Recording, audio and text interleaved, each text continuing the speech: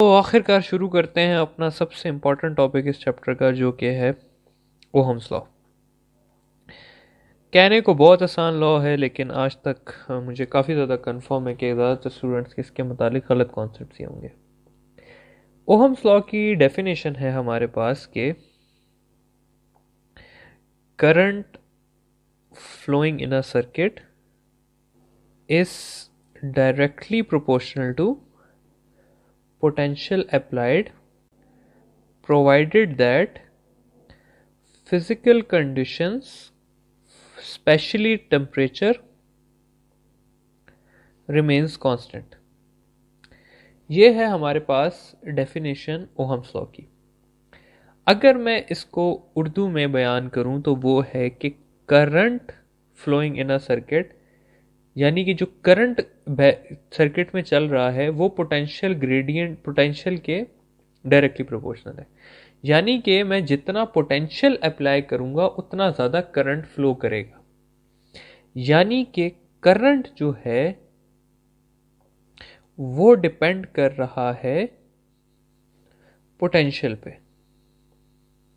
ठीक है। एक और चीज़ आप लोगों को सिखाना चाहता हूं कि अगर कभी भी A is directly proportional to B लिखा हो तो जो लेफ्ट हैंड साइड पे चीज़ होती है वो डिपेंडेंट होती है, और जो राइट हैंड साइड पे चीज़ होती है वो हमेशा क्या होती है, इंडिपेंडेंट होती है। इस केस में करंट क्या है हमारे पास, डिपेंडेंट है, तो करंट को हम लिखेंगे लेफ्ट हैंड साइड पे और पोटेंशियल को हम लिखेंगे राइट हैंड साइड पे। अगर मैं प्रोपोर्शनलिटी का साइन हटाऊं तो मुझे यहां पर डालना पड़ेगा कांस्टेंट और साथ पोटेंशियल, और कांस्टेंट की जगह मैं लिख दूंगा 1/r इंटू पोटेंशियल। और इसको जब मैं रीअरेंज करूंगा तो हम सबकी पसंदीदा इक्वेशन बन जाएगी V is equal to I R. तो ये है मेरे पास ओहम्स लॉ का इंट्रोडक्शन कि current flowing in a circuit is directly proportional to potential applied. Mathematically ये इक्वल है I is directly proportional to V के, या फिर V is equal to I R के। अब इसके दो MCQs कराता हूं जिससे मैं काफ़ी कुछ आप लोगों को समझाना चाहूँगा। अच्छा, उससे पहले ये R जो है ये है हमारे पास रेजिस्टेंस, और इसको हम आराम से डिटेल में पढ़ेंगे। इसको फिलहाल भूल जाएं, अभी हम रेजिस्टेंस नहीं पढ़े, अभी हम क्या पढ़ें, ओहम्स लॉ पढ़ें। रेजिस्टेंस के बारे में इतना तो सबको ही पता होगा अभी तक कि रेजिस्टेंस होती है resistance to the flow of charges. ठीक है, तो ये हमारे पास रेजिस्टेंस है। ओहम्स लॉ को अगर डिस्कस करें तो दो MCQ हैं, उसके थ्रू आप लोगों को सारा कुछ एक्सप्लेन करने की कोशिश करता हूं। सबसे पहला MCQ ये है कि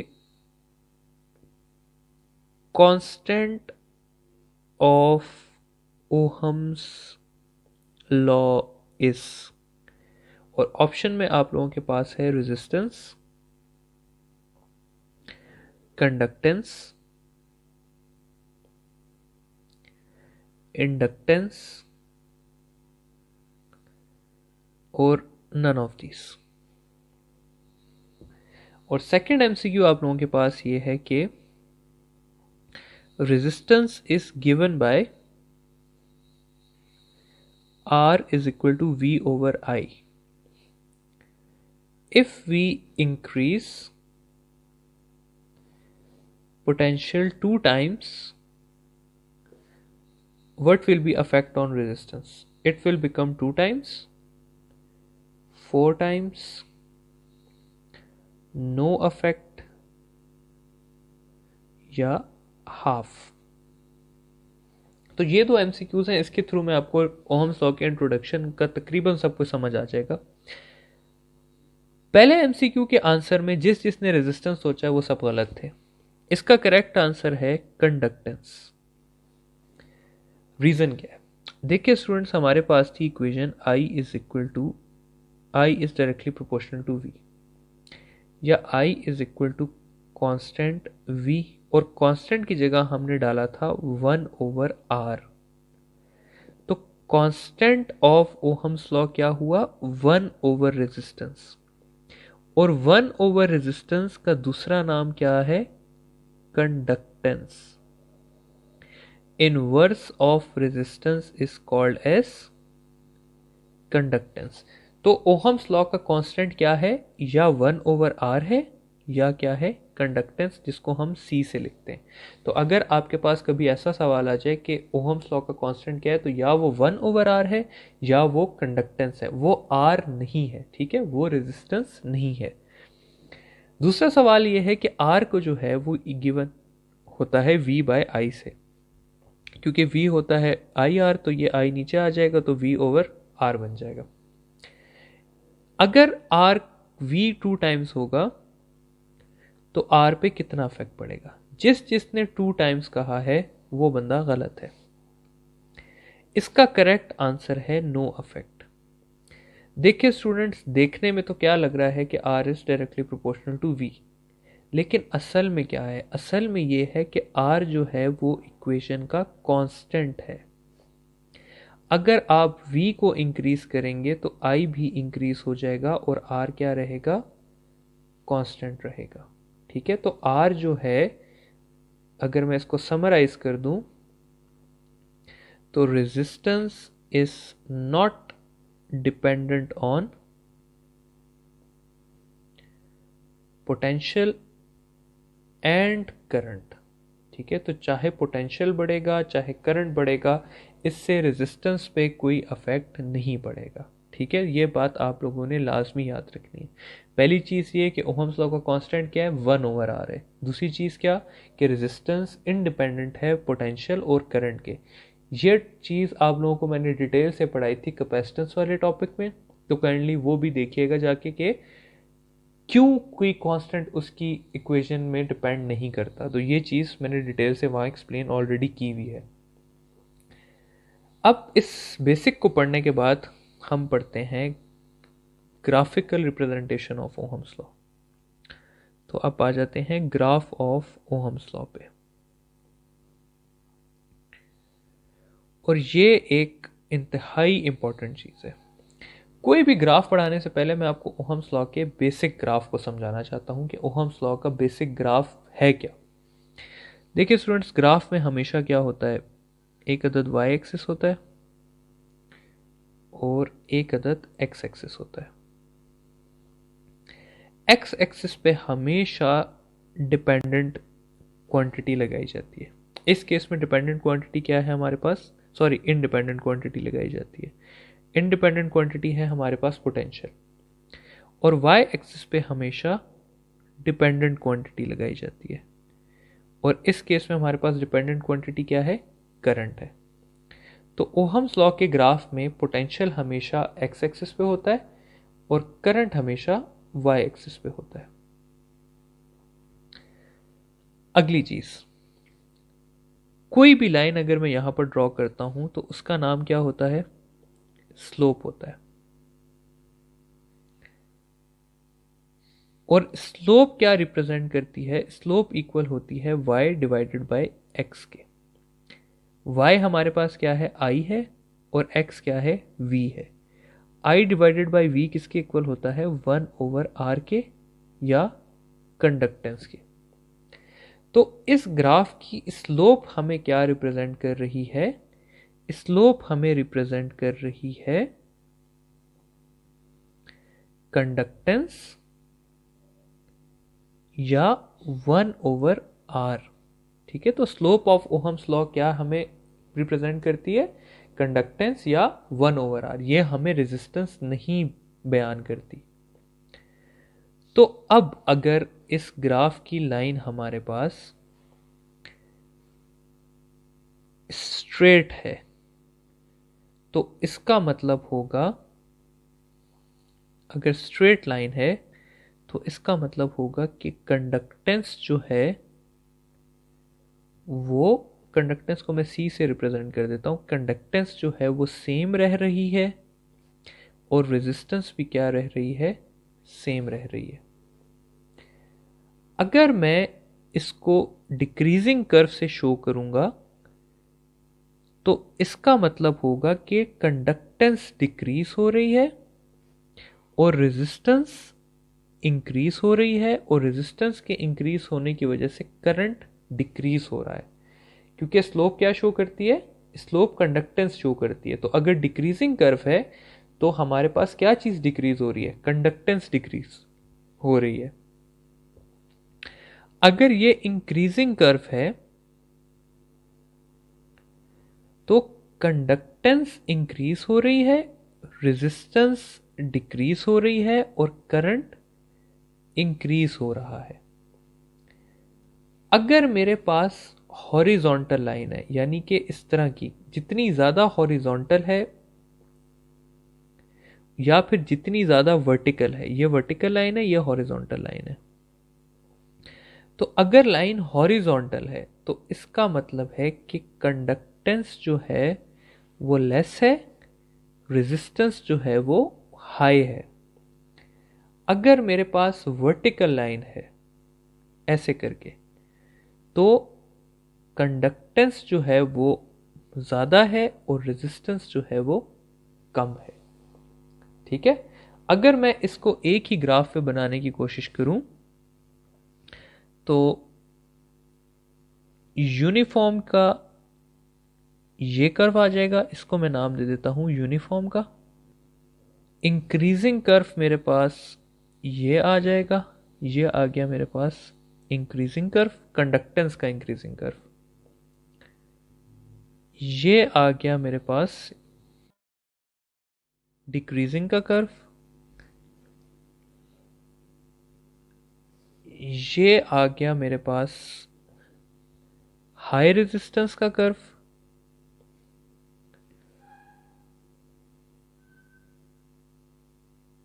और ये आ गया मेरे पास लो रेजिस्टेंस का कर्व। ठीक है। तो ये आप लोगों को ग्राफ में एटलीस्ट पता होना चाहिए कि कौन सा ग्राफ क्या चीज शो कर रहा है।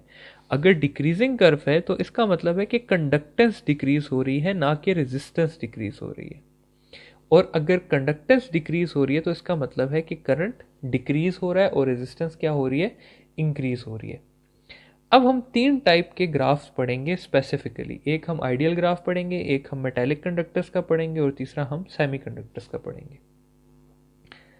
सबसे पहली चीज है कि आइडियल सब्सटेंसेस का graph. Graph of ideal substances हमारे पास कैसा होता है। अगर ये मेरे पास आई एक्सिस है, ये मेरे पास पोटेंशियल का एक्सिस है, तो आइडियल ओहम्स लॉ का ग्राफ मेरे पास स्ट्रेट लाइन होती है ऐसे करके। ठीक है। स्ट्रेट लाइन का क्या मतलब होता है, स्ट्रेट लाइन का मतलब होता है कि कंडक्टेंस जो है मेरे पास वो कांस्टेंट है, रेजिस्टेंस भी जो है वो कांस्टेंट है, और करंट जो है वो डायरेक्टली प्रोपोर्शनल है पोटेंशियल के। यानी कि जितना ज़्यादा पोटेंशियल इंक्रीज करूंगा करंट क्या होगा, इंक्रीज होगा। ऐसे केसेस में जितने भी एक्सटर्नल इफेक्ट्स हैं, स्पेशली टेम्परेचर, वो क्या होता है, कांस्टेंट होता है। और ऐसे ग्राफ का अल्फा क्या होता है, जीरो होता है। ये आप लोग भूल जाएं कि अल्फा क्या होता है, बस आप लोगों ने अभी इतना याद रखना है कि ऐसे ग्राफ का अल्फा क्या होता है, जीरो होता है। बाकी हम अल्फा को डिटेल से पढ़ लेंगे। तो आइडियल सब्सटेंसेस का कर्व क्या होता है, स्ट्रेट लाइन होती है। सेकंड चीज पे जाते हैं जो कि है मेटालिक कंडक्टर्स का कर्व। मेटालिक कंडक्टर्स का जो कर्व होता है वो होता है हमारे पास डिक्रीजिंग कर्व, ऐसा सा। यानी कि इस कर्व में कंडक्टेंस जो है वो डिक्रीज हो रही होती है, रेजिस्टेंस जो है वो इंक्रीज हो रही होती है, और रेजिस्टेंस की वजह से करंट भी जो है वो डिक्रीज हो रहा होता है। अच्छा, अब अगली चीज है कि ऐसा क्यों हो रहा होता है। आइडियल में तो समझ आता है कि चलो आइडियल है तो आइडियल क्या होना चाहिए, हमारे पास परफेक्ट होना चाहिए। अब इसको, और इसके अंदर आखिरी चीज़ जो है अल्फ़ा, तो अल्फ़ा इसका पॉजिटिव होता है। अच्छा, ये आप लोग थ्योरी के लिए याद रखें, एमसीक्यूज़ के लिए इसको डिटेल अभी मैं आपको समझाता हूँ कि ऐसा होता क्यों है। देखिए स्टूडेंट्स, अब क्या होता है, हमने अभी थोड़ी देर पहले पढ़ा था कि करंट जब पास होता है तो उसकी वजह से हीट प्रोड्यूस होती है। ठीक है, H is equal to I square R T के मुताबिक हीट प्रोड्यूस होती है। अगर हीट प्रोड्यूस होगी तो क्या होगा, कंसिडर कर लें कि ये है आपके पास एक अदद कंडक्टर, इसके अंदर ये एटम्स हैं और इसमें इलेक्ट्रॉन्स फ्लो कर रहे हैं। ये मेरे पास एक एटम पड़ा हुआ है और एटम्स कंटिन्यूसली वाइब्रेशन में होते हैं, और ये आ रहा है मेरे पास इलेक्ट्रॉन जिसने यहां से पास होना है। अगर टेम्परेचर कम है तो वाइब्रेशन कम है, जब टेम्परेचर ज़्यादा हो जाएगा तो ये वाइब्रेशंस भी क्या हो जाएंगी, ज़्यादा हो जाएंगी। तो पहले जो एटम इतना वाइब्रेट कर रहा था अब वो इतना ज़्यादा वाइब्रेट करने लग गया। अब इलेक्ट्रॉन आ रहा है, पहले इलेक्ट्रॉन यहां से जा सकता था, अब इलेक्ट्रॉन को जाने के लिए ये एरिया चाहिए। तो इलेक्ट्रॉन के फ्लो में क्या आ गई है, रेजिस्टेंस इंक्रीज हो गई है। तो हीट प्रोड्यूस होने से टेम्परेचर ज़्यादा होता है, टेम्परेचर ज़्यादा होने से रेजिस्टेंस ज़्यादा होती है, और रेजिस्टेंस के ज़्यादा होने की वजह से करंट का फ्लो कम होता है, और इस वजह से हमारे पास डिक्रीजिंग कर्व आता है। तो मेटेलिक कंडक्टर्स का ग्राफ क्या होता है, मेरे पास डिक्रीजिंग कर्व होता है। आखिरी चीज़ है मेरे पास सेमीकंडक्टर्स, और सिर्फ सेमीकंडक्टर्स नहीं, सेमीकंडक्टर्स, डायोड्स, थर्मिस्टर्स, इन तीनों का जो कर्व होता है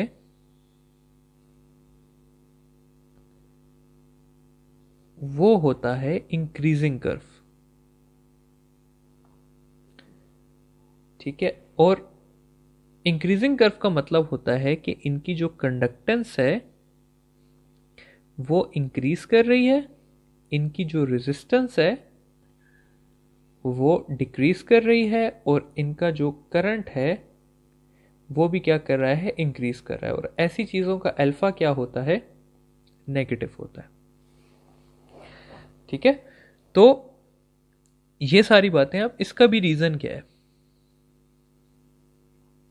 इसका रीज़न स्टूडेंट्स ये है कि हमारे पास होता है एक डायोड,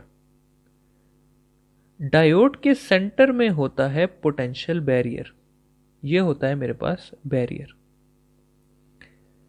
होता क्या है कि इनिशियली पोटेंशियल और करंट एक दूसरे के डायरेक्टली प्रोपोर्शनल होते हैं, यानी कि जैसे जैसे करंट बढ़ा रहा हूं इस पॉइंट तक दोनों क्या है, डायरेक्टली प्रोपोर्शनल है। एक पॉइंट ऐसा आता है कि जब पोटेंशियल ज़्यादा करने से बैरियर जो है वो ब्रेक हो जाता है, ये हम चैप्टर नंबर 7 में डिटेल से भी पढ़ेंगे। जिस पॉइंट पे बैरियर ब्रेक हो जाता है उस पॉइंट पे रेजिस्टेंस जो है वो बहुत कम हो जाती है, और मेरे पास करंट जो है वो राइज करता है, जिस वजह से मेरे पास इंक्रीजिंग करंट आता है, इंक्रीजिंग कर्व आता है। तो इसमें क्या होता है कि पोटेंशियल बैरियर ब्रेक हो जाता है। सेमीकंडक्टर्स में क्या होता है और थर्मिस्टर्स में क्या होता है, सेमीकंडक्टर्स और थर्मिस्टर में यह होता है कि वो ग्राउंड या रूम टेम्परेचर पे उनके इलेक्ट्रॉन्स जो हैं वो होते हैं वैलेंस बैंड में, और जैसे टेम्परेचर हाई होता है वो चले जाते हैं कंडक्शन बैंड में, और इस वजह से हमारे पास इंक्रीजिंग कर्व आता है। ये सारे रीजंस जो हैं हम आगे 7th चैप्टर में फिर से पढ़ेंगे, लेकिन अभी समरी इसकी यही है। अच्छा, अब जिसको इसमें से कुछ भी नहीं समझ आया उसके लिए मैं समराइज करता हूँ। वो अगर ये सिर्फ चीज़ें रटा भी कर ले तो भी उसके सारे एमसीक्यूज कवर हो जाएंगे।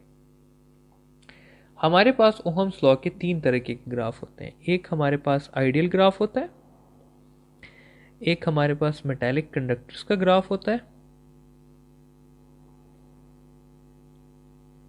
और तीसरा होता है हमारे पास सेमीकंडक्टर्स का या डायोड्स का। आइडियल ग्राफ हमारे पास होता है स्ट्रेट लाइन, मेटालिक कंडक्टर्स का ग्राफ होता है डिक्रीजिंग कर्व, और इनका ग्राफ होता है हमारे पास इंक्रीजिंग कर्व।